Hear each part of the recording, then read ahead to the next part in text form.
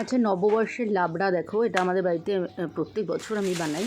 সব রকমের সবজি আছে দেখো, ঝিঙে, তারপরে আলু, কুমড়ো, বেগুন, তারপরে তোমার সজনের ডাঁটা, ইঁচড়, মিষ্টি আলু এবং কুমড়ো, সমস্ত কিছু আছে, এমনকি শিমও পাওয়া গেছে। যাই হোক, সমস্ত রকম সবজি দিয়ে দেখো আমি একটা লাবড়া বানাবো আজকে, কারণ এইটা আমাদের মধ্যে খেতে হয় আর কি আজকের দিনে।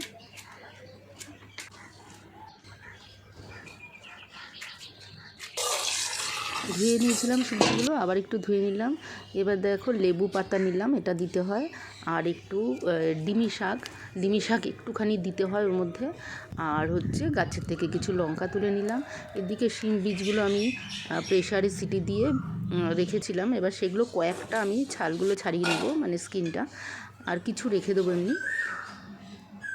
এবার তেলের মধ্যে শিম বীজগুলো একটু ভেজে নিলাম, নিয়ে তারপরে এঁচোড়টাও একটু নুন হলুদ দিয়ে ভেজে নিলাম। ভাজা হয়ে গেলে কড়াতে আরেকটু তেল দিলাম, দিয়ে তার মধ্যে শুকনো লঙ্কা, পাঁচফোড়ন, তেজপাতা আর এমনি যে লঙ্কা, সেগুলো সব দিয়ে নুন হলুদ দিয়ে 10 থেকে 15 মিনিট একদম ধিম আঁচে ঢেকে রাখলাম। ঢেকে রাখার পরে এবার উঠিয়ে দেখলাম যে একদম পুরোই হয়ে গেছে। আর তার মধ্যে তো এঁচোড় আর শিমগুলোও দিতে হবে।